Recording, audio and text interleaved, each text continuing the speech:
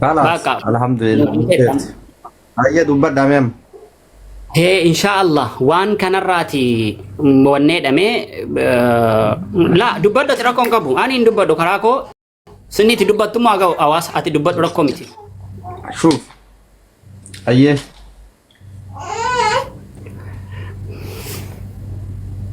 نيتورك إسين كباجر. وعليكم السلام ورحمة الله وبركاته. أما سريمتي أبا نيتورك إسين كباجر. ميتي كوك أبي إسين دابي كي مكيسا نيتوركين. إيه أما دقي سيسا سجلنكي. akka ajaa'ibaatti dhagaarani niitoorkiin kan komoo kan saadha أوكي أكان جاي باتي دقي. نيتوركين كي يكي إنو كيسني. شوف دقي فدا أستاذ أحمد. يرو هدو. شوف. إيه نما حق أدلو. نما حق أدلو. نما حق أفدابت. الردولو ومجرات أنا ميرو يسين الردولو أن كان نطولا والله. يرو يسين الردولو أن كان نطولا مالي في isinummaan haqarra jiraadhaa malee dhugaa dubbadhaa malee wanti tokko osoo bahaadhihaa walii qabamtee dhugaan injifachuudha. Rabbiin quraana keessatti yaa ayyuhannaas yaa ilma namaa jira walii qabee bahaadhiya. Nuti ummanni diin islaamaa baratee fi ummata hadiisa rasuulaa jala deemuu fi ummanni quraana hordofu kuni ummata sammuun isaa xiqqeessee yaaduu miti. Akka addunyaatti yaadna malee akka gandummaatti gaddeebinee nuti sanyii baluuti nuti kutaa baluuti waan akkasiisan keessa jiru. Yaa ayyuhannaas yaa ilma namaa innaa khalaqnaakum nutiin kun isin uumnee jirra jedha Rabbiin. Isin uumnee jirra ilmuma namaa kana min dhakarin wa unsa waja'alnaakum shucuuban takkaa dhiira goonee takkaa kormaa goonee isin uumne jedha Rabbiin. Kanuma lamaan waja'alnaakum shucuuban erga sanii isin taasifne shucuuban jechuun biyya yookaa gosa yookaa ganda isiniif taasifne jedha Rabbiin akka isin lita'aarafu akka isin wal beeytaniif. Irga kana xumureen booda Rabbiin dhumarra maal jedha inna akramakum indallahi atqaakum irra kabajamaan keessan na biratti nama na sodaatu walaa kutaa baluuti walaa an sanyii mootiiti walaa an sanyii achiin arsiidha arsii keessa arsiin goota qorsoomni maaliidha walaa anasii walloodha walloon rasaasa dhaha walaa anasii wallaggi nama ajjeesa hin jiru wanni akkas inna akramakum indallahi atqaakum irra kabajamaan keessan na biratti nama na sodaatu waslaata asirraa halkanii guyyaa dubartii ol ka'ii gattaa jettu katakkaa hadiisni rasuulaa kun garana deebi'aan beene kam arkaanul islaam osoo jedhanii hin beeyne kam arkaanul salaa osoo jedhanii hin beeyne gadi baatee isin ka'etti jechuudha kan namni meeqa shahaadaa harka keessa irra qabate kan silaa isin jabeeffachuu qabdu keessattuu ijoollee muslimaa jechuudha kan silaa isin jabeeffachuu qabdu kan silaa osoo isinuu kutaa wayii arrabsitanii hamilee waa ittiin isiniin jettu hin qabne hundi gadi baatee waa isiniin jettu homaa miti kun kanarra tara ammoo Rabbiin sadarkaa keessa olaa fuudhu jannata keessatti Rabbiin ollaa rasuulaa isin haa taasisu irra caalaan kan ustaaza laadha ollaa rasuulaa Rabbiin isin haa taasisu wallahi Rabbiin dandahaadha dhageeffadha Rabbiin dandahaadha shahiidummaa Rabbi isiniif haa kennu isiniif galee rabbiif jechan isin jaaladhaan har'aa miti ka isin bare kalee miti ture Rabbiin sadarkaa keessa ol kaasee Rabbiin jaalala ufii isinii kennee jaalala malakaa isinii kennee sadarkaa keessa ol kaasee dhuma keessa Rabbiin haa tolchu wallahi lazim argitanii kanaafi nuti diin islaamaa wal qabadhan nu ajaja gosummaan nama qooduu dhabuun nu ajaja tokkummaan nu ajaja ammoo waan sooshaal miidiyaa kanarra deemaa jira yoo laalan sooshaal miidiyaa kana ummata fayyadama amaarri ni fayyadama tigireen ni fayyadamte ustaaz gosa hedduu fayyadama wallahi wanni akka oromoo musiibaan hin jiru wallahi ummata kanarraa dhalachuun rabbumatu hiree kenna ummata kanarraa godhe malee wallahi wabillaahi hanga du'anii qabrii jala osoo taranii tokko nama jechisiisa ummanni kun amaarri amma amaara wal beetti goondarii goojjamii waliin qoodu amaarri amaara aandinoo jedhan wal qabatan tigireen tigireedha tigire magusaa aanaa wal qoodu argitanii hin argine wal qabatti islaamaa taatu kiristaanaa taatu sidaamni wal qabatti walaayittaa wal qabatti keenna kun oromoon qooduu irraa kan ka'e kuta wal qoodee ganda wal galchee gandarraa hanga balbalaatti wal galcha ummanni akkana summii addunyaa irra hin jiraa yoo jenne hin jiru ummanni akka oromoo wallahi ummata waslaataa ummata gosaa wal qoodee aanaa wal qoodee kutaa wal qoodee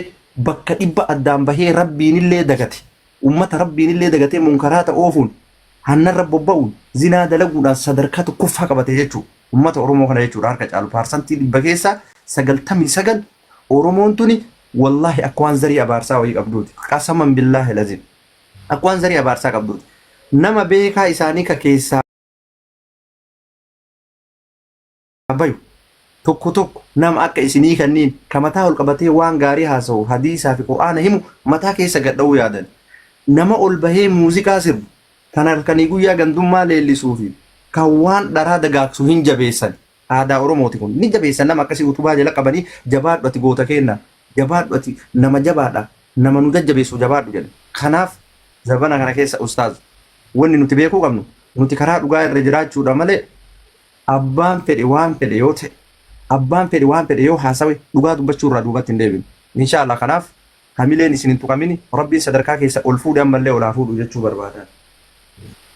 آمين آمين أميلين ننتقم إن شاء الله أبشر يا بيبي جزاكم الله خيرا أنا سبب بريد namni ustaaza kana jaalatan guutuun keessa saappoorti gochuu qabdan silaa isin warra muuziqaa sirbuu fi weellistoota malee hin beeytani nuti isinuma himna malee bar weellistootaa fi warra muuziqaa sirbuu fi warra ganda leellisu malee silaa hin beeytani ustaaza jechuun nama meeqatu shahaadaa irra qabate nama meeqa rabbi tokko jechuu irra beeke ustaaza kanarratti hamilee kamiin mee ustaaza kana tuquu dandeetta rabbi jedha hamilee makanii waa isaaniin jettamme yooma barga duuba yani kutaan akkana jedhan waan gaarii dalagaan jirtanii bar halkanii guyyaa zinaa dagaagsaartanii bar yooma isin arrabsan yoo kutaa arsii dhufanii ka arrabsan ta'e jaalala isiniif qabuuf isin arrabsa malee ustaazni kun jibbaa fi miti yoo dhaqee jimmaan arrabse waan isin dalagaa jirtantu waan gaarii miti inni yeroo ustaazni kun jimmaan ka arrabsan ta'e ijoollee xawalwaallee asirraa miidiyaa irra gandummaa ijaaran tana arrabsan malee jimmaan akkan arrabsine hubachuu qabdan jechuudha. Akka jimmaatitti uummata lafarra jiruu fi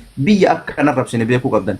Garuu yeroo hedduu warroonni feemas ufiin jedhan warroonni foloorsii hedduu qaban yoo namni tokkochi waa dubbate waan san butuudhaan kara gandaatti galchanii nama jaalatamaa rabbiif namni illee jaalatu jaalala isa dhabsiisuuf halkanii guyyaa irratti duultan jechuudha.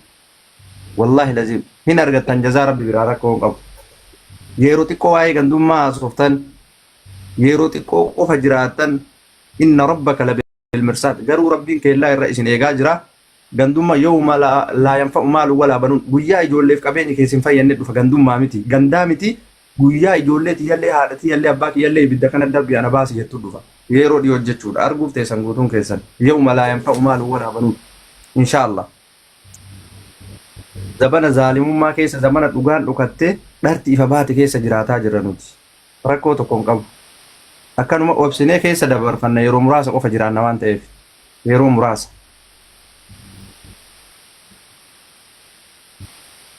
شكرا حبيبي جزاكم الله خيرا لا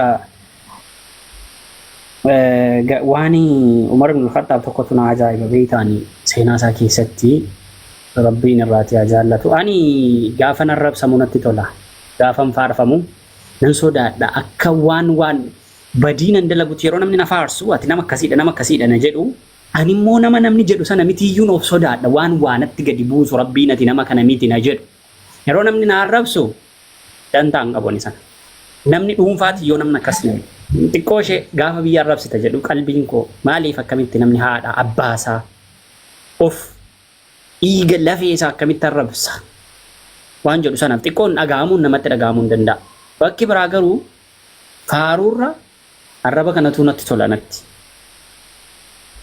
بالليس الرب سمو تندانه itu memballesin daban Arab samu kana bali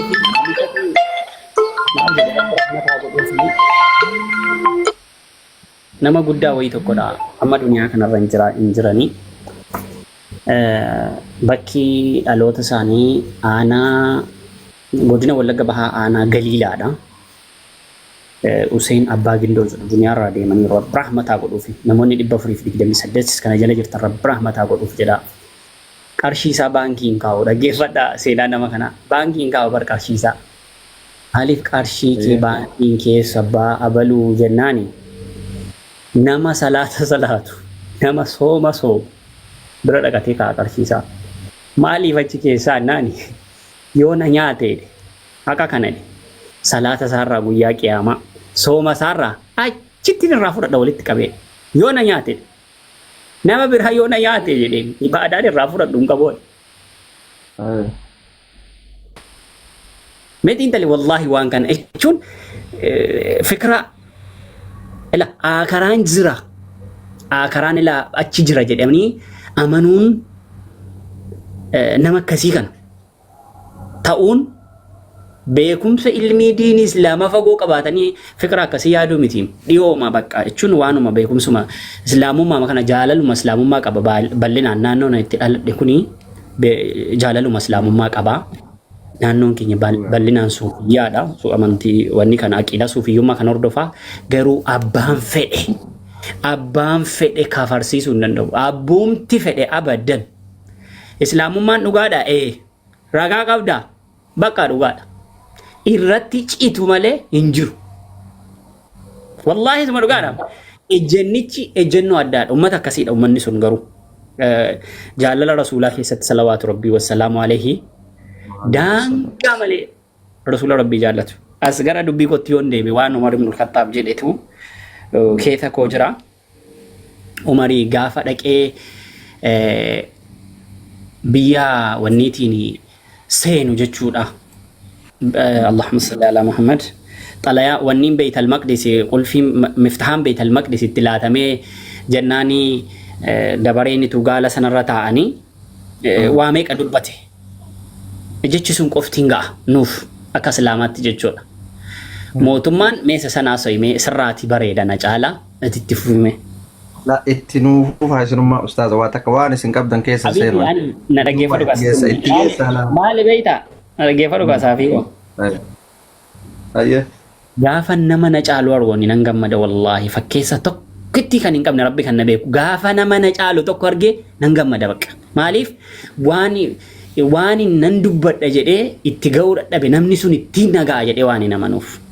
Sii kenneera dabaree itti fufi. Duuba eenyutu isin caala? Jedha bakka. Ati wallaahi seenaa dhageeffadha ustaaz hin seenoo waan akkanaa kanatti jiru anjicha akkanaa jedhamus dhagahuun fedhu isinii galee sirriidhaa miti habiibi wallaahi sirriidhaa miti waan akkanaa fudhatamu ustaaz jecha akkanaa namaan jechuun gaarii ani wallaahi dhugaa isiniin jedha osoo naa mijaa'ee isin kaddamee jiraachuu filannoo ni fudha dhugaa rabbii isiniin jedha isin kabiraa soytanii isin kaddamee shuuf zamana rasuula alayhi salaatu wassalaam ni beeytan gurbaa wayii rasuula kaddamaa akka malee kaddama itti dhiyaate yeroo isaan masjiida seenanis kophee fuudhee deemaanii jala deemaanii akka malee haala itti dhiyaatuun kaddama rasuula alayhi salaatu wassalaam namumayyuu kaddamuun waan cimaadha bar amma nama rabbii jala deemuun nama ibaadaa rabbii qabu nama gama rabbiitiin nama waamu kana jala deemuun waan ajaa'ibaa nama miti rasuulli guyyaa tokko alayhi salaatu wassalaam mee maal si haa kadhu jedhaniin billaahi alayk maaluma sii kadhamee rabbiin jedhaniin rasuulli amma bakka kana maal liyyatanii namichaa kana waa'ee duniyaa irraa waa'ee ahwaala jiruu duniyaa kanarraa waa kadhachuu barbaadan yeroo kana keessatti rasuulli alayhi salaatu wassalaam waa'ee duniyaa irraa kadhachuu fi barbaadanii gurbicha kana gurbichi maal jedheen nama aqlii qabu waalaikum salaam wa rahmatullah namichi gurbichi nama aqlii qabu akka rabbiin jannata keessatti ollaa keenya godhu naa kadhu jedheen kalas waan biraan barbaaddu tanuma malee waan biraan fedhan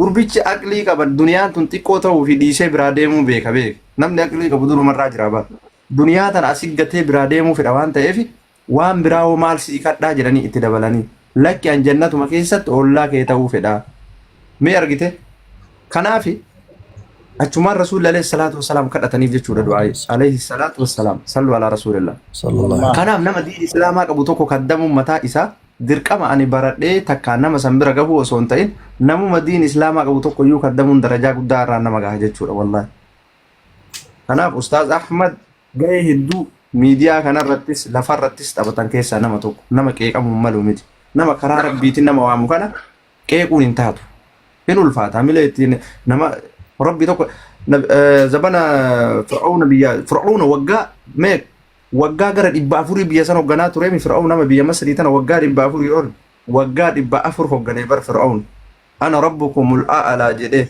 ani rabbii keessan tokko guyyaa tokko shayxaanummaan kun fir'auna balbala dhadhaye ala dhaabatee balbala itti dhadhaye ati eenyu jedheen fir'auna mana keessa jira ana rabbukumul a'la jedhaan jirtu yeroo gabbaatu ani eenyu na beekii jedhee shayxaanni ala dhaabatee balbala itti dhadhaabar salphinna akkana argitanii qaalicha yoo gabbayee ana rabbukum la'alaa jedhaami kunoo balbalatti dhadha'e aboo ati eenyu jedheen namaami fir'aawnaan kun beeka eenyu ati jedheen maa ana rabbukum la'alaa jedhaan jirtu mee aluma kana ganna beeki jedheen amma salphadhe har'a aangoon xiyyanarraa fuudhamte dhee jarjare shayxaan nu fir'aawnaan kun rifatee dubbiin dhufteemi jara naadha kalaas ana rabbukum la'alaan baduufteetti jedhee ka'ee hulaa jilaa banee yoo jedhu saahibuma isaati hiriyyaadha bar shayxaanaaf fir'aawna hiriyyaadha aboo adaasii jedhanii salaama wal gaafatanii walit jiganii tumaan wajji ta'anii fir'aawna amma maal jedheeni namni anaaf sirra badaa jiraamee jedheen wal gaafatanii bar wal beekanii fir'aawna jedhaan namnummaan anaaf sirra badaa jiraamee jedheen eenyuun jira shayxaana kanaan jira eeni jiraa jedheen namni anaaf sirra badaa shayxaan eenyuun jennaan waanyoodhaa jedheen shayxaan kun waa beekaa beek waanyoo anaaf sirra illee badaadha jedheen alhizb تأكل حسنة الناس كما تأكل النار الحطب جل الرسول عليه الصلاة والسلام هزدين توانيو توني ولي وانيو قدنا ولي وانيو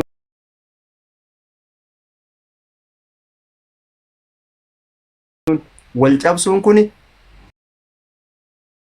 خيري نما نياتي فيتا أكوما إبيد مو كنياتي فيتو جرن فرعون كان أنا ربكم لا على جلسوني inni sun rabbi tokkocha ta'uu ni beeka halkan rabbiin bar yaa rabbi na salphisiin jedhaa buraa bara halkan ganama yoo gabbayyaa ani rabbii tokkocha jedha yaa rabbi nan xiqqeessin na eegi qofa mootummaatiya jedha halkan guyyaa qofa yoo gabbayye jallata namichi inni sunuu rabbi tokkocha ta'uu ni beeka fir'aawn ammaa sunuu rabbiin kun tokkocha ta'uu ni beeka wallaahi lazim waggaa dhibba afur biyya masrii tana hoggane inni sun dhumarran maaliin asirraa deeme namni seenaa badaa dalaguu fi seenaa xuraawaa dalagu erga du'e inni deemeellee silaa nama sanachuma gubaa wali nama godha kanaaf seenaa ofii keessa waan gaarii raawwachuun haa xiqqaattullee amma biniyaam seenaa ofii keessa waan gaarii yoo dalage rabbi nama biratti illee inuma waamama kanaaf seenaa keenya keessa waan gaarii dalagaa deemuu qabna jira keenya ما شاء الله جزاكم الله خيرا ابو ليس كن يبيني السلام عليكم وعليكم السلام استاذ احمد كم جرت النجاه استاذ صافي جرتها بريداك يا كم نغما جرتن يا كم مالي درا ببدن يرو بايس لايفي كان انسان وماما نما غدان تي ابا مجان تي ابا منان تي نما ما غمان غدماني ان غدمان كن اسبان جروف ما شاء الله در اسن دراني يرو لولالي يرو تولالي يرو امرالي نبرا نفتني سن برا اسن ارغنا بقى فما اسن فراني اما نمني زمانه تو كوكيس يرو ولا تيك توك مو بايچو جمرورتي وابد تري نمني كينا ولا ربسا والجيكا والجالتس والكبجسي واي اورمو ما كان لسان غدفنا نما اورمو كان يو غربين تيك توك فينا يرو دراسن چنكيتا يا كام نمني ربايته وان بدا ولگي كان متي وان غاري مري اتما تري يرو سنيتو ابا ايزن رافودني غرا منتات انتي غرا نمما تنتي غرا قيرون مالتو قبا فيوچري نما كينا كما كتو وابا انو برسيسا ترتني والله غلط اورمو راغبدني مثلي وطاتي ميديا رجرورا dhugaarratti hundaa'ee wantoota silaa karaa badaa ta'e hunda afoo dhaabattanii karaan kun badaadha qilee kanatti hin deemin jettanii nama qilee irraa dhoggaa turtanii ahmad hedduun isin jaalanna wallahi hedduun isin kabanya يا ربي سعادة حبيبي أحبك الله الذي أحببتني إليك akkasi wallahi nagama kaafi kam jirtan جرى والله الحمد لله رب العالمين نما إبشني في كل تربة أسينا ودفاجرة asirratti silaa mana Sheek Muhammad Sabaha tokkotti waa kaaseen ture aniga irrinuma jirtu na deemee qottuun keessa naa qottu dalaga amma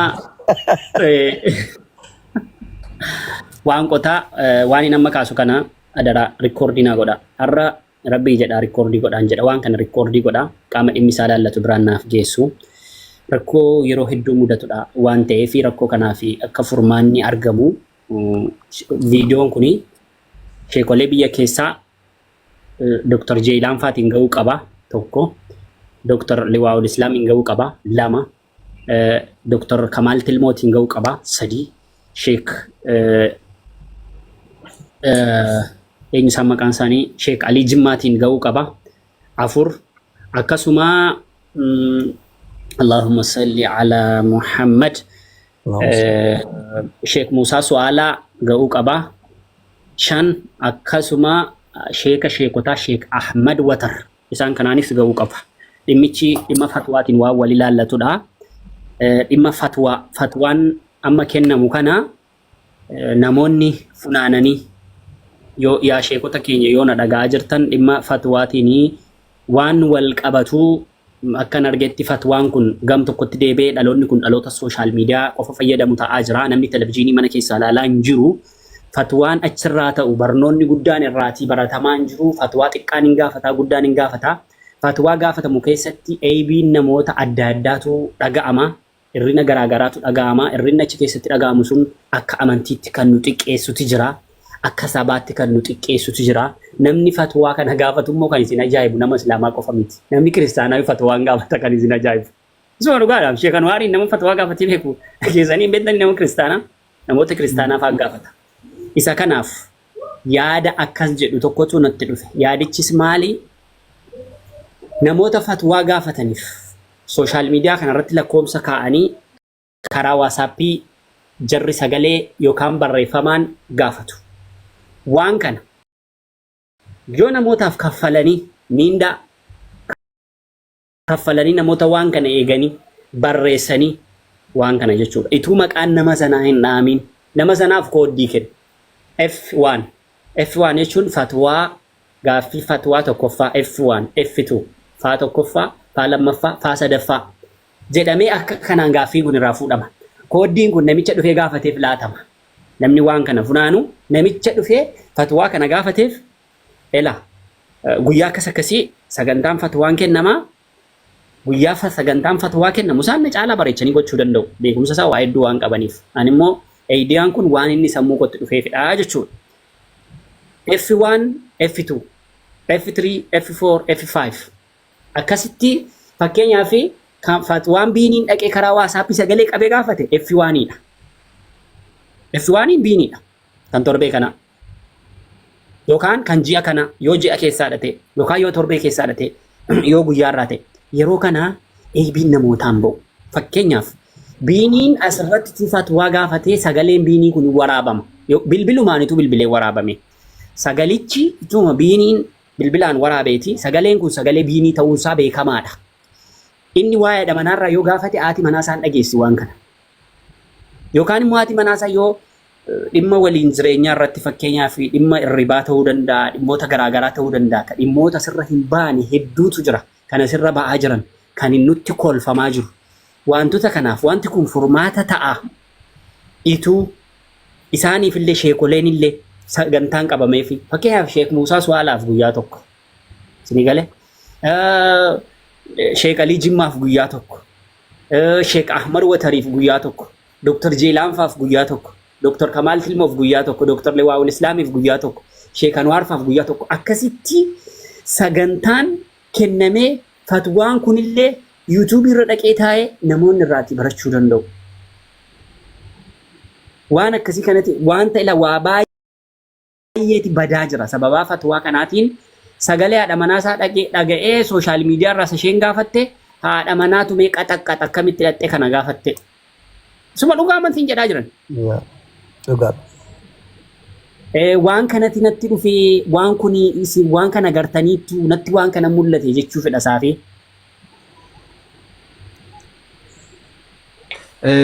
Kun yaada bareeda yaada fudhatamuu qabu yaada bilchaataadha. Silaa kun waan amma osoo hin ta'in as durallee dalagamuu qaburraa. Kan amma as qofa irratti dubbatamee hafa osoo hin ta'in keessaanillee uummata kana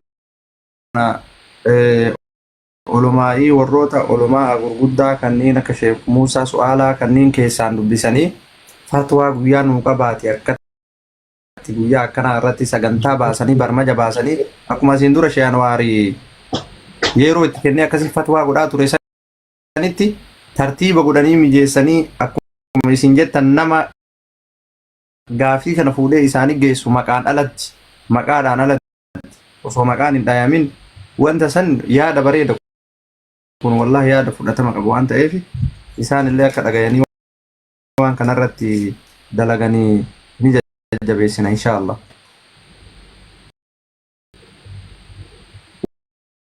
Galatooma ulfaadha inshaallah waan kana yaadee viidiyoon kun dhaqee sheerii ta'e bira gaanoo hordofu nan beeka. No, yaada bareedaadha. Kanammoo quba qabaadha. Yaada bareedaadha. Waatu jira. Akka Oromootti illee akka diin Islaamaatitti illee waatu jira.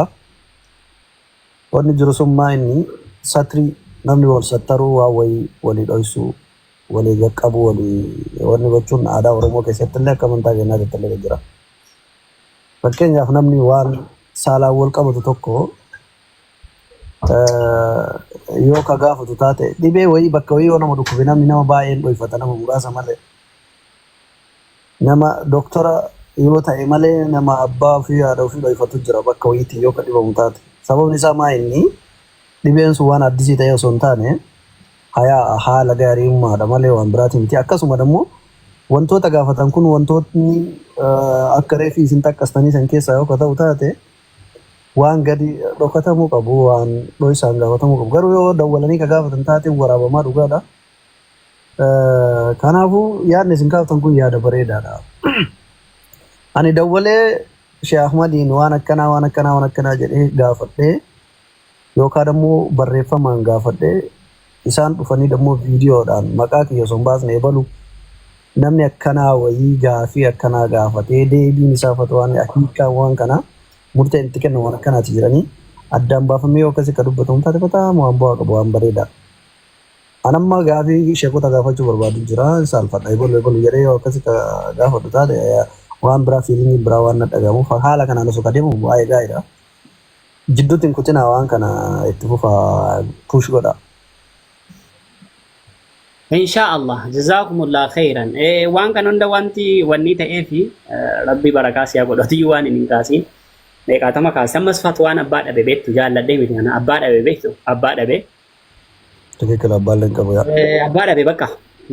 Jechuuni maalii fi fatwaanii aqiidaa barbaada nama aqiidaa qulqulluu barbaada nama sunnaa rasuulaa hordofuu barbaada fatwaa irra ta'u kanaan waa meeqatu bada ahbaashiin fatwaa kennuu dandeessi ijoollee keenyaaf akkasuma dhatti sheekattee gaafatti ijoollee kanaaf waan kana sirreessanii lafa kaa'uun barbaachisa. Kana ulumaa'itu kennuu qaba fakkeenyaaf amma firqaa yeroo ammaa jiru firqaa 72 oli. هم فكين في منطقة كريستانا وفي الرأي يقول دنديت لأنه أيسوس ربي ليس الدفاع أنا نمني يجديسي قرآن قفة أقوني بيك كان أيسوس رب بنتان أمانتا إسلاما كي سرافدية كجرا مجرم خوارجا أمانتا هدو جرا أمانتا ما إسلاما كان كيسا فكين ربي ولا تقرب الزنا إنه كان فاحشة وساء سبيلا يوكا جدتي أي لا تفعل أسبابها ولا تقرب الزنا وان زنا سدليسيسو هندلغيني إنه زنا كن خانة هجرة فاحشة وان فوقتا وساء سبيلا كما كرا اتديمو كانت اللي بديجرة أما فرقة خوارجا كي سبك كان مال جدا ولا تقربوا الزنا إنه كان فاحشة وساء سبيلا ربي انقروا وان نما إساتهم شركين تين ني أرى ما في القرآن كيسد إن الله لا يغفر أن يشرك معه ويغفر ما دون ذلك لمن يشاء أباه في فين أرى نما ربي لما جديك وان بران قبرين قروا أكيدا خوارجا كيستي خوارجيا كيستي تكرافيديا كيستي نما زنا دلقي ربنا أرى موجد على طول خالدا مخلدا في جهنم كيس زلالم تاجر وفي أمانتا مسلماتي بيك رافيديا والنسون أما وانسين أكيدا جتنيف هي كمان قرآنا كان يو أشي كيسن نما وادا بلي يكون جرا كرانا ما بلي سويتشو فكينا نما زنا دلقي ربي نسان أرارمو خالدا مخلدا في جهنم زلالم إبدا كيس جراتا أجر أكيدا كوارجا يوكارا في ديار الرد أهل السنة والجماعة الرد تمو ربي هذا إني توبة والقلوقة ما ربي ديبين ربي نساب لي ساجد أما قرآن سرين كم كان كيسا ربي إنما يشتن شركين نما يوكا إسابرت وان قبريني وان كموني ديس ني أرارم زين اللي يودا لغا ني أرارم ربي حال ونسون حرامة أو أسوان بيكين دلغين جتشو ربي وان بدني أرارم كنافي فتوان أبا قبل جيتشاب جنة مالي أبا قبل إسان علماء كينا غرغدا وان كان إفباسو دان واحد دوغونغور هدو ديما جرام فكينيا نمو ما سرّا fiqhii baratee nahwii baratee sarfii baratee waa hunda baratee nama jallisaa jiru akka ofii barbaadu hiikkatee jallisee sii galee kayoo barbaadde zinaa dalagiitii rakkoon qabu ala rabbi si araarama bakka feetii dalagaa deemi jedhullee baay'ee jira fakkeenyaaf aqiidaan tun garagara kanaaf olomaa'iin keenya gurguddaan as bayanii waan kanarra yeroo kennanii fi haala bareedaadhaan hawaasa burjaaja'ee miidiyaa kanarra waan arge ta'aa jiru kana akka ifa nuu godhanii fi labsii hatantamaa akka nuu godhan dhaamsa kanaaf waanuu biraan akka nuu gahan wanni Ustaaz Ahmad kaasan dhibba sirriidha jedhan akka yaada kiyyaati. Galatoomii ulfaadhuu jazaakumullah khayran. Obboleettii keenya sana immoo dhaqaati fooloo godha kun obboleettiin keenya kun maqaan ishee Maryam jedhamti nama kufii ragama islaamummaa dhufedha suutii kana qabdi Abudaabii keessa jirti. Akkasumallee niqaaba uffatti nama diinii kana walitti qormaata hedduu argee islaamummaa keessa gadi taa'e obsee taa'ee amantaa islaamummaa kana wanni jedhaa jirudha. Rabbiin inshaallah islaamummaa irratti si haa jabeessu obboleettii keenya dhaqaati fooloo ishee godha irraatii bitadha jajjabeessa obboleettii keessanidha haadha ishee abbaa ishee caalaa isin caalchifatteeti kan isheen amantaa aatii fi abbaan hordofan dhiiste islaamummaatti dhuftee jajjabeessaa irraa bitadhaa isin jedha. Beekaan isheetiin galche akka namoonni fooloo godhanii fi wanni jedhaniif jedheen. Fooloo godhan yaa. Fooloo godhaa fi warra isa dartan guutuu keessan. Fooloo gochuu qofa sun godhisaa qorti godharraa. Inshaallah galatooma ittiin ga'ama lakkoomsa isaaniillee kan nama muraasaa nan qaba anis nan bilbilee anaas ofsiisaa yoo dhibemmoo namoota. Wallaahi waan kana akka qalbii ilaalina si warra rabbi waa isin beeksise xiqqoo waa rabbi sammuu keessa isin kaa'e kun waan kanneen akka qalbii ilaalina namni baay'een isaa badaa jira alaabtinnaaf qabdanii itti gaafatamummaa qabdanii namni baay'een badaadha miidiyaa kanarratti waan baay'ee argina. Namni waa addaan baafatee beekaa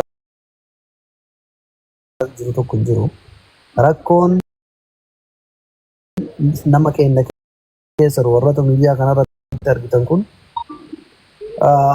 bakka harkaan islaamaa meeqa osoo jettanii namni hin beekne biliyoonaan jira. Namni waan kana hin beekne namni dhufee waan biraa yoo qabu taate fudhachuu irraa garri inni godhu kan jiru jechuudha. Namni diini akkuma ati jette beekumsa waa beekuun al-ilmu qabla al-qawli wal amal jedhan. Al-ilmu beekumsi qabla al-qawli wal amal jechaa fi dalagaan dura waa beekuu qabdi.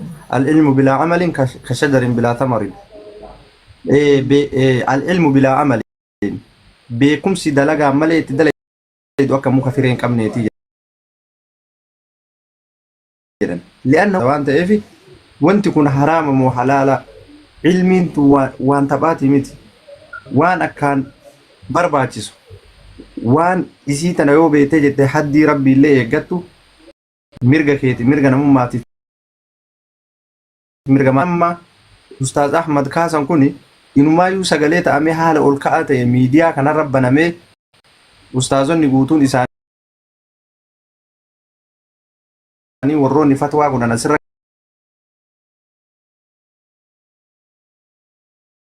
kalaayanii guyyaa nuuf kennanii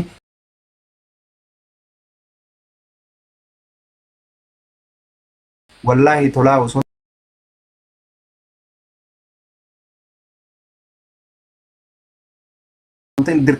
dirqama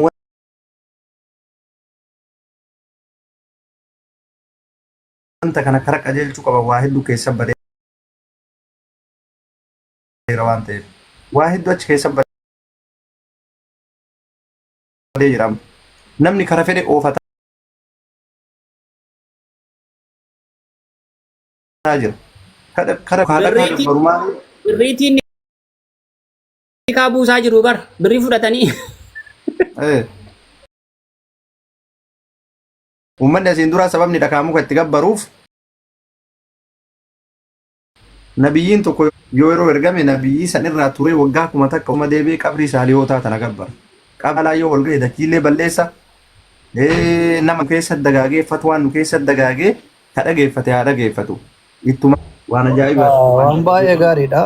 Isa malee osoo hin taane amma beektanii dhugan dhagaartan hundi kenna warri maqaan kennu muslimaa mee of amarammarru eessa jirraa jechuun of amarammarru mee waa'ee islaamummaa irraa waan guddaa waan fagoo dhiisa waan ittiin salaatu sini galee harkaanuma islaamaa ani sirriitti beeka waan kanniin irraa of amarammarru mee waan biraa osoo taane arraba yoo taate akkaataa itti haasofnu waan baay'ee tiktook kanarratti nama arrabsu minaamin batta aktiif akka taane nan beeka.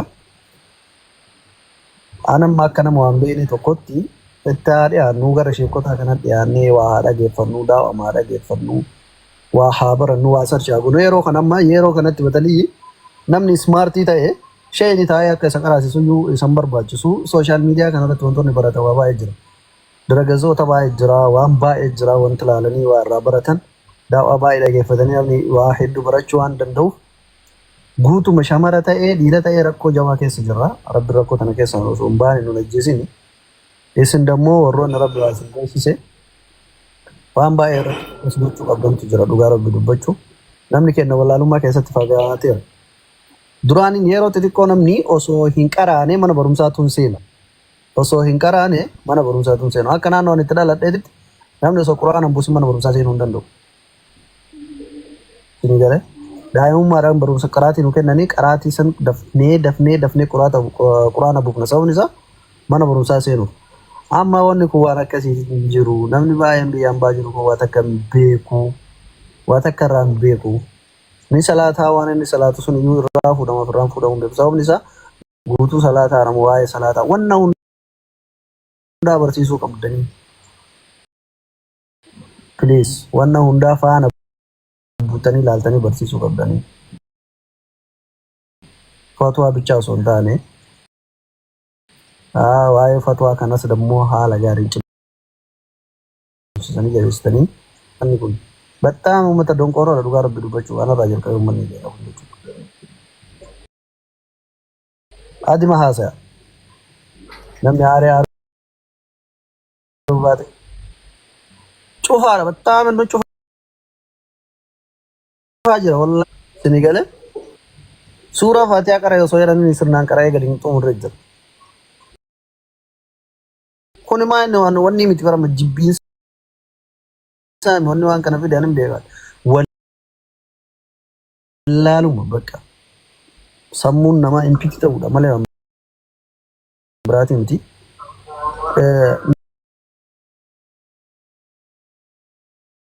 Nama arrabsuun qabu waan amantaa nama wallahi lazim kiristaanaan arrabsu maaliin arrabsu waay amantaa kee yoo arrabsan waan na dhukkubu baay'ee na dhukkuba daran na dhukkubu waan keessa gan na dhukkubu sababa saniif amantaa namaan arrabsu.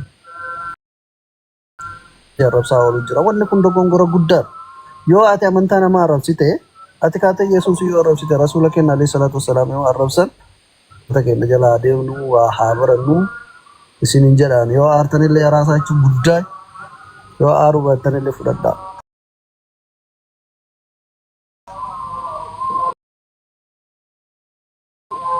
Akkasii inshallah isin bira haa jiraatu.